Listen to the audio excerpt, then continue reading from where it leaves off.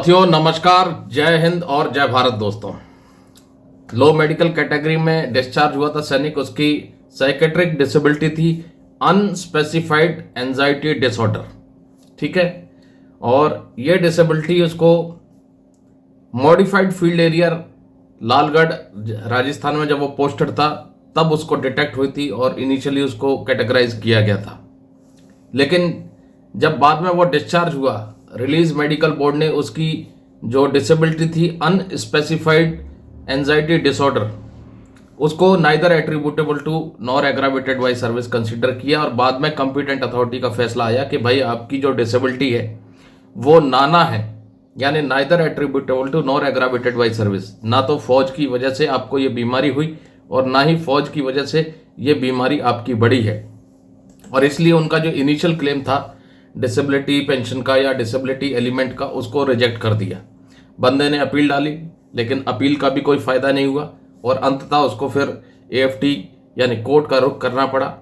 और लास्ट में क्या चीज़ें निकल के आई उसकी डिसेबिलिटी को लेकर के, उसकी डिसेबिलिटी पेंशन या डिसेबिलिटी एलिमेंट के ऊपर क्या आदेश आया, वो मैं आपको पूरा जजमेंट पर दिखाऊंगा।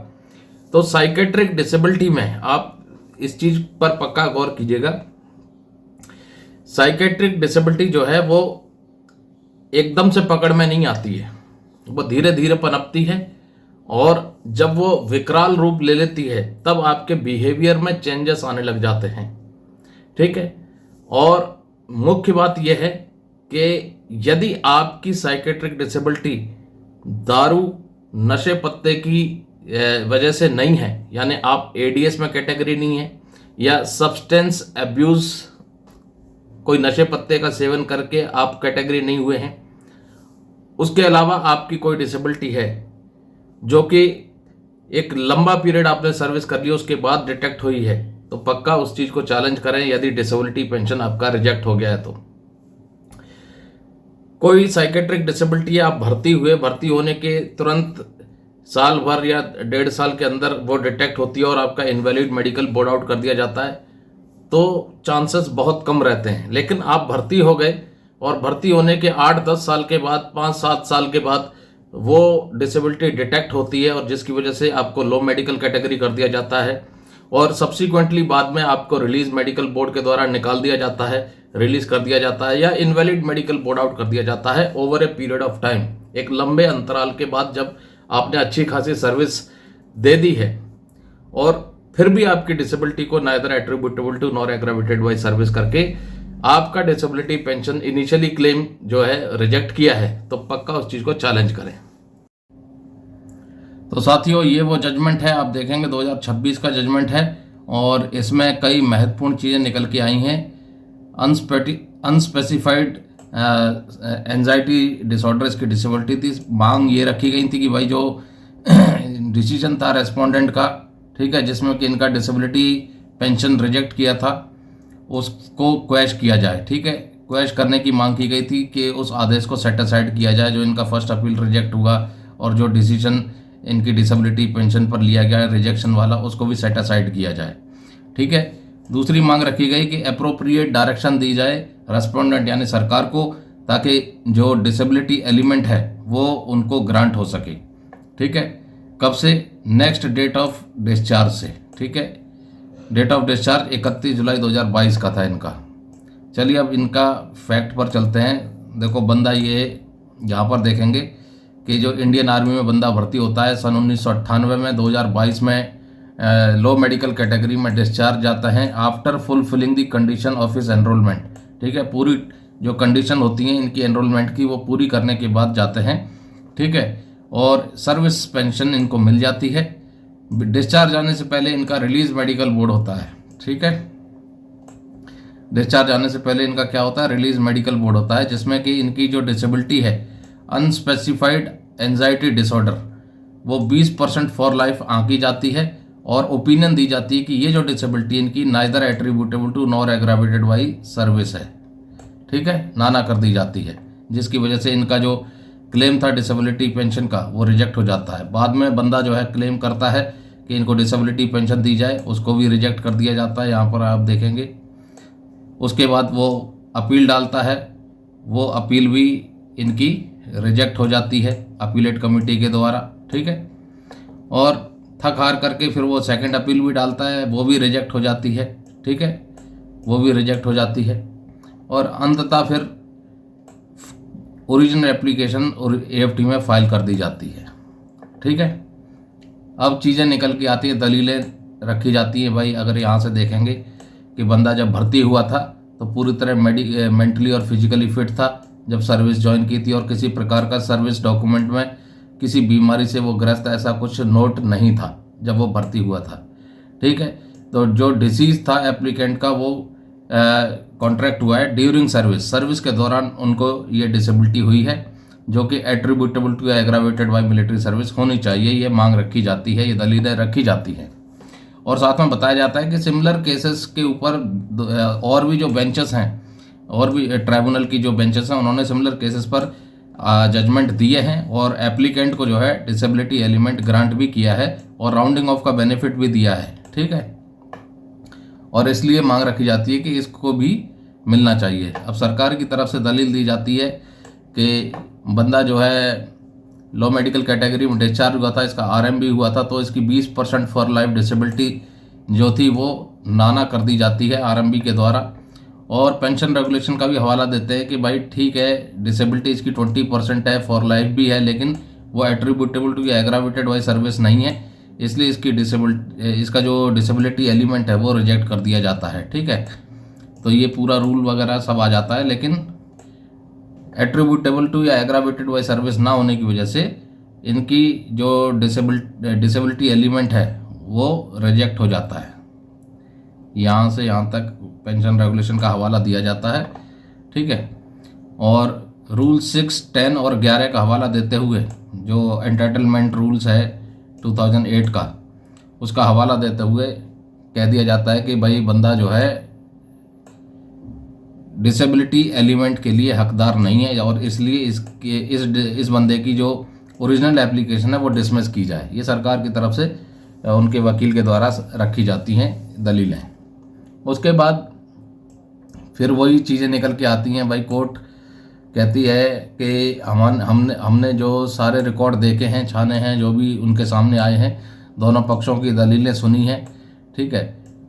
कोर्ट कहती है we have also gone through the release medical board proceedings as well as the records and we have find that the questions which needs to be answer are two folds.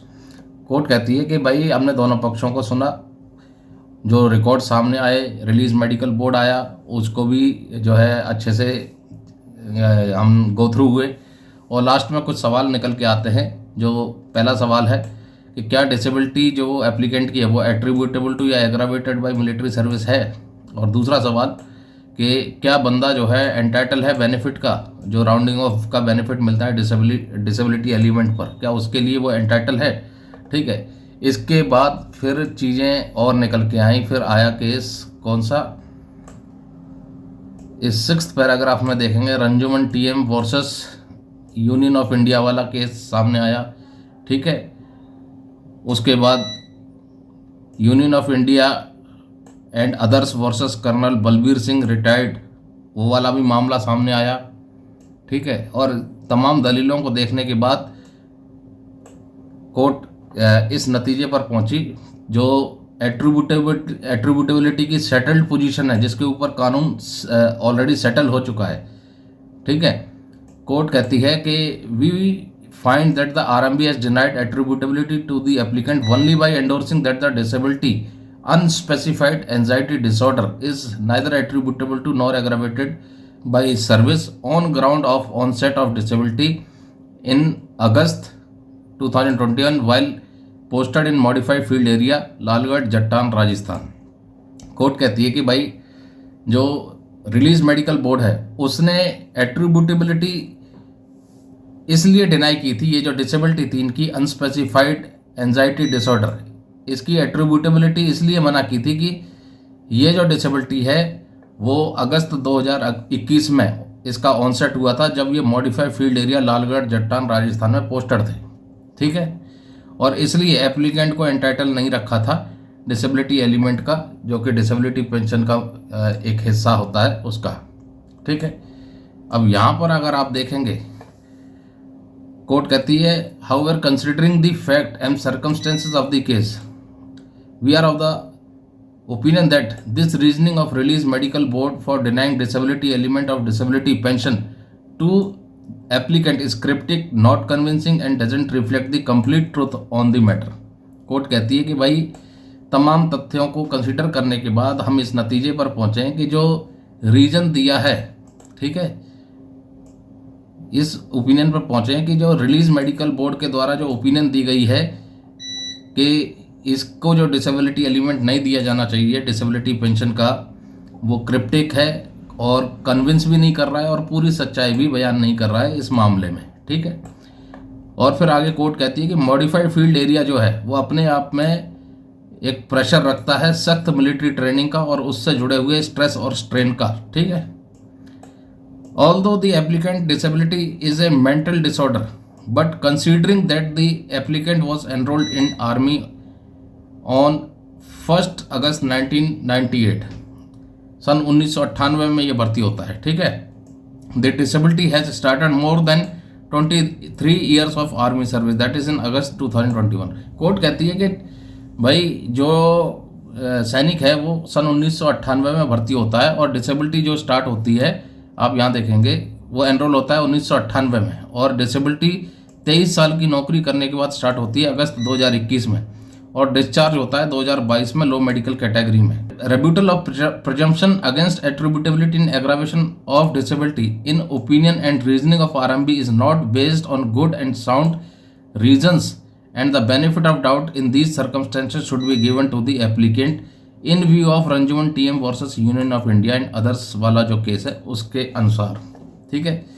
कि भाई court कहती है कि चलो ठीक है, ये disability जो है इनकी साइकेट्रिक डिसेबिलिटी है जो भर्ती के समय डिटेक्ट नहीं हो सकती थी, लेकिन बंदे ने 23 साल की लंबी सर्विस की है और उसके बाद ये डिसेबिलिटी डिटेक्ट हुई है अगस्त 2021 में। और इस केस में जो बेनिफिट ऑफ डाउट है वो एप्लीकेंट को मिलना चाहिए, किसके मद्देनज़र, जो एक मामला था Ranjuman TM versus Union of India, ठीक है, एंड अदर्स का जो मामला था Ranjuman TM versus Union of India and others, जिसमें कि जो डिसेबिलिटी थी वो एप्लीकेंट की वो कंसीडर की जाती है एग्रावेटेड बाय मिलिट्री सर्विस, ठीक है।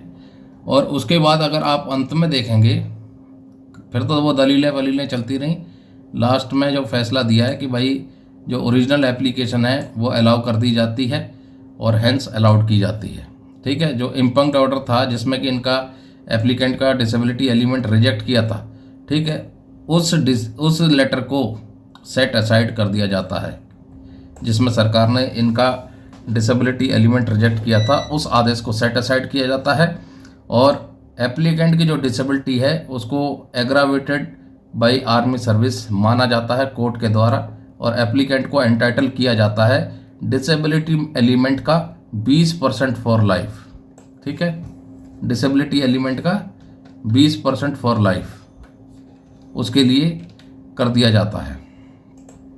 ये डिसेबिलिटी एलिमेंट 20% फॉर लाइफ और वो 20% को राउंडिंग ऑफ का बेनिफिट भी लगाएगा नेक्स्ट डेट ऑफ डिस्चार्ज से, ठीक है। 20% फॉर लाइफ तो मिलेगा और उसके ऊपर राउंडिंग ऑफ का बेनिफिट भी मिलेगा, ये from the next date of discharge. और सरकार को आदेश दे दिया जाता है कि भाई इस बंदे को जो है डिसेबिलिटी एलिमेंट दो 20% फॉर लाइफ, साथ में राउंडिंग ऑफ का बेनिफिट भी दो, तो हो जाएगी 50% for life from the next date of discharge. तो साथियों इसलिए कहते हैं कि यदि आपका डिसेबिलिटी पेंशन रिजेक्ट हो गया है सिर्फ इस आधार पर कि आपकी डिसेबिलिटी पीस लोकेशन में हुई थी, ये disability neither attributable to nor aggravated by service consider की गई थी, तो इसको पक्का चैलेंज करें, क्योंकि ये डिसेबिलिटी लाइफस्टाइल डिसऑर्डर नहीं है। दूसरा, ये जो डिसेबिलिटी है ये आपकी खुद की आदत की वजह से नहीं है। आरएमबी खुद कह रहा है कि ये डिसेबिलिटी जो है इंडिविजुअल के मिसकंडक्ट की वजह से नहीं हुई है, ना ही इंडिविजुअल की वजह से बढ़ी है।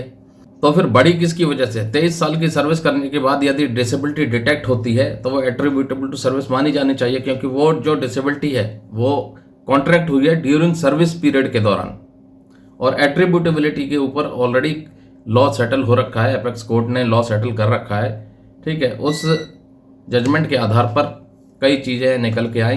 तो ये जो डिसेबिलिटी इनकी थी अनस्पेसिफाइड एंजाइटी डिसऑर्डर, ये लास्ट में एग्रावेटेड हेल्ड की जाती है और इनको डिसेबिलिटी एलिमेंट देने का निर्देश दिया जाता है।